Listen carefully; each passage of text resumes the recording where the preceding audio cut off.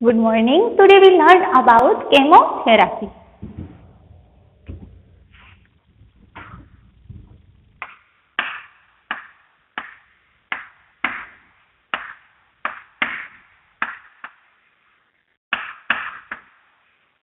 Chemotherapy.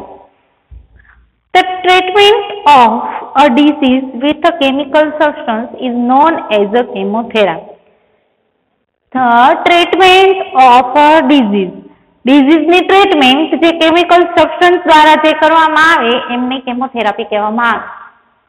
કોઈ પણ disease કેવો હોય એમની ટ્રીટમેન્ટ છે એ કેમિકલ સબસ્ટન્સ દ્વારા કરવામાં આવે ને તો એમને કેમોથેરાપી કહેવામાં આવે છે.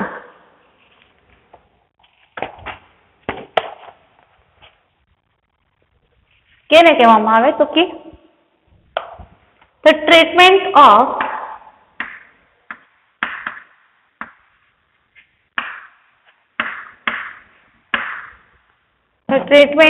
a disease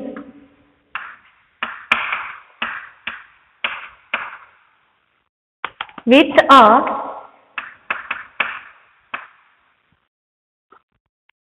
chemical substance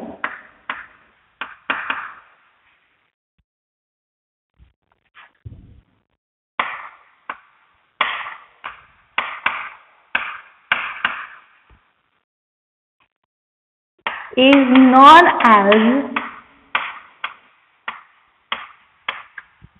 chemotherapy.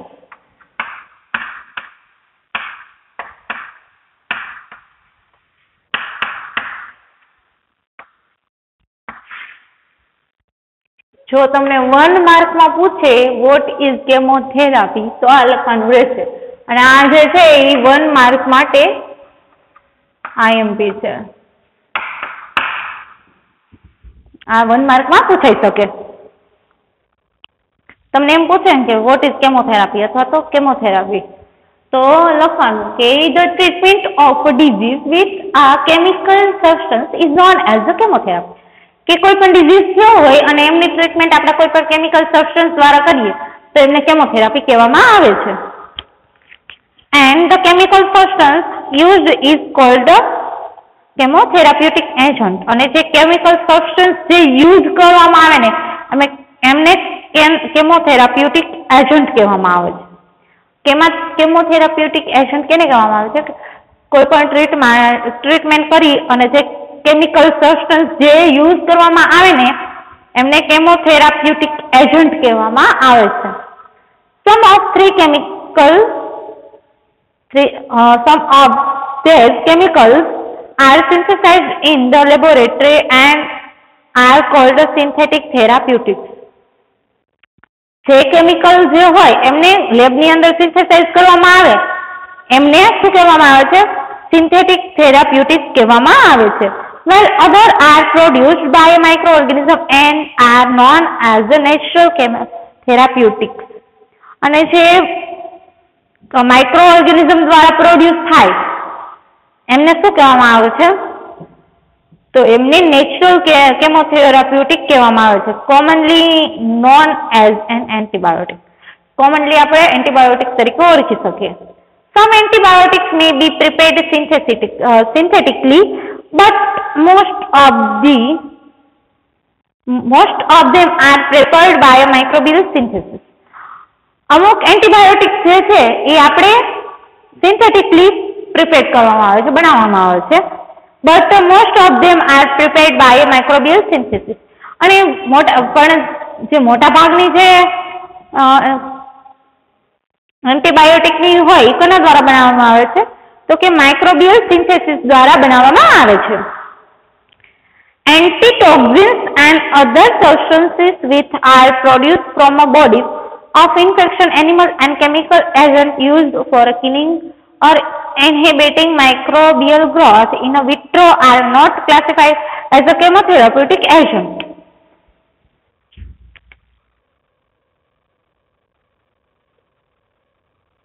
હવે કોઈ પણ આપણે બોડી હ્યુમન અથવા તો એનિમલના બોડીમાં ઇન્ફેક્શન લાગ્યું તો એમનું ટ્રીટમેન્ટ કરવું હોય તો કેના દ્વારા કરવામાં આવે? તો કે એવા કેમિકલ એજન્ટનો યુઝ કરવામાં આવે. તેની માટે કે જે કેમિકલ એજન્ટનો યુઝ તેની માટે કરવામાં આવે તો કે ઇન્ફેક્શન લાગ્યું હોય ત્યારે અમુક એવા શું કરવામાં આવે કે માઇક્રોબિયલ ગ્રોથ હોય એમને કાં તો માઇક્રોબિયલ ગ્રોથ જે છે એ કાં તો કિલ થઈ જશે, કાં તો એ ગ્રોથ જે હશે એ ઇનહિબિટ થઈ જશે, એમનો ગ્રોથ ત્યાં અટકી જશે. અને આ કેવી રીતના કરવામાં આવે તો કે કહી શકાય તો કે વિટ્રો આર નોટ ક્લાસિફાઈડ, અને ઇન વિટ્રો કરવામાં આવે અને એમને ક્લાસિફાઈડ કરવામાં આવ્યા નથી, કેમોથેરાપ્યુટિક એજન્ટ તરીકે ક્લાસિફાઈડ કરવામાં આવેલ નથી. A substance to be useful as a chemotherapeutic agent must have a selective toxicity for a parasite. It should not be or less toxic to host cell and highly toxic to the parasite. કેવા હશે કે જે આપણા host cell હોય ને એમની માટે ઓછા ટોક્સિક હશે અને જે પેરાસાઇટની હોય એમની માટે વધારે એવા ટોક્સિક હશે. અને શું કરશે? It example substance to damage the parasite, અને એ જે સબસ્ટન્સ હોય એ શું કરશે? જે પેરાસાઇટ હોય એમને ડેમેજ પહોંચાડશે without causing any damage to host cell. કેવી રીતના કોઝ કરશે ડેમેજ કરશે પેરાસાઇટને? તો કે કોઈ પણ જાતનું હોસ્ટ સેલને ડેમેજ ના આવે એવી રીતના પેરાસાઇટને ડેમેજ કરશે. Therefore, antiseptic and germicidal like phenol and heavy metals are not satisfactory as a chemotherapeutic agent. હવે આપણે એન્ટીસેપ્ટિક અને જર્મિસિડલ, એન્ટીસેપ્ટિક અને જર્મિસિડલ કેવા? તો કે ફિનોલ અને બીજા આવે હેવી મેટલ. હવે એ જે છે એ આપણને સેટિસ્ફેક્ટરી નથી, કેમોથેરાપ્યુટિક એજન્ટ તરીકે એ સેટિસ્ફેક્ટરી નથી. Germicides are not selective in their action on cells because they do not penetrate the cell and tissue. હવે આ જે જર્મિસિડલ જે છે એ સેલમાં કઈ ફેરફાર નહીં કરે, એમાં કઈ અસર નહીં કરે. કેમ? તો કે because they do not penetrate the cell and tissue. કેમ કે એ સેલ ને ટિશ્યુ સુધી પહોંચી શકશે નહીં, પેનિટ્રેટ થઈ શકશે નહીં. They don't come in a contact with the parasites and interfere with the natural defense mechanism of body phagocytes. They are inactivated by the protein, thereby their effectiveness are destroyed by the body fluid which are rich in protein. હવે જે હશે આ inactivated by a protein, protein દ્વારા inactivated થઈ જશે and their effectiveness are destroyed by body fluid. અને કેના દ્વારા ડિસ્ટ્રોય થશે? તો બોડી ફ્લુઇડ દ્વારા ડિસ્ટ્રોય થઈ જશે અને એમાં પ્રોટીન જે છે એ વધારે પ્રમાણમાં હશે. The body tissue or a cell which are damaged or killed by a germicide serve as an excellent medium for the growth. A growth માટે કેવું છે? એક એક્સેલન્ટ મીડિયમ છે આ જે જર્મિસિડલની જે છે એ શું કરશે કે બોડી ટિશ્યુ અને સેલ ને જે હશે એમને ડેમેજ કરશે અથવા તો કિલ કરી નાખશે. Therefore, all chemical compounds cannot be satisfactorily used as a chemotherapeutic agent. હવે બધા કેમિકલ જે કેમિકલ કમ્પાઉન્ડ છે એ સેટિસ્ફેક્ટરી નથી કેમોથેરાપ્યુટિક એજન્ટ તરીકે યુઝ કરવા માટે, એ સેટિસ્ફેક્ટરી નથી. અને to act as a chemotherapeutic agent, a chemical compound should fulfill certain criteria. એમના માટે અમુક એવા ક્રાઇટેરિયા આપેલા છે. ક્યાં ક્યાં? તો કે ability to destroy or prevent the activities of parasites. એ શું કરશે? Ability to destroy or prevent activity of parasite. જે પેરાસાઇટની જે એક્ટિવિટી હોય એમને ડિસ્ટ્રોય કરશે અથવા તો પ્રિવેન્ટ કરશે જે એક્ટિવિટી જે થતી હોય એમને. And without causing any damage or only minor damage to the body tissue. એ કેવી રીતના કોઝ કરશે? તો કે વિધાઉટ કોઝિંગ એની ડેમેજ. એમાં જે ટિશ્યુ ને હોય બોડી ટિશ્યુ એને માઇનોર ડેમેજ આવશે ને તો ખાલી માઇનોર ડેમેજ આવશે અને એમાં કાં તો મોટે ભાગે કઈ ડેમેજ આવશે નહીં. Should be capable of penetrate the cell and tissue of host so that it can come in contact with a parasite. એમાં શું થશે? Should be capable of penetrate the cell or tissue of the host. હોસ્ટની જે cell અથવા તો tissue હોય એમની અંદર penetrate થવા માટે કેપેબલ હશે. and show that it cannot come in a contact with parasite. અને એ જ્યારે અંદર આવશે ત્યારે જે પેરાસાઇટ હોય એમના કોન્ટેક્ટમાં આવશે નહીં. Not alter the host natural defence mechanism. અને એમાં કોઈ હોસ્ટ નેચરલ ડિફેન્સ મિકેનિઝમ જોવા મળશે નહીં. અને એમાં કેરેક્ટરિસ્ટિક આપેલી છે આઈડિયલ કેમોથેરાપ્યુટિક એજન્ટ માટેની કેરેક્ટરિસ્ટિક છે. કેરેક્ટરિસ્ટિક ઓફ એન્ટીબાયોટિક માટેની characteristic qualify them as a chemotherapeutic agent.